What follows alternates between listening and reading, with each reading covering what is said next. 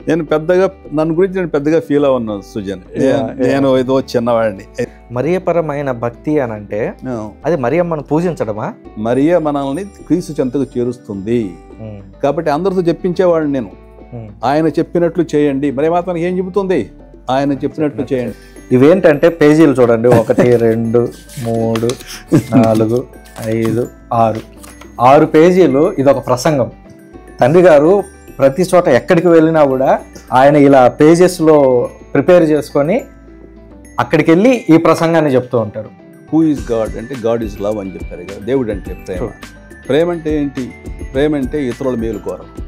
నిజంగా ఆ మాట విన్న తర్వాత నాకు కాసేపు తండ్రి గారి మీద కోపం.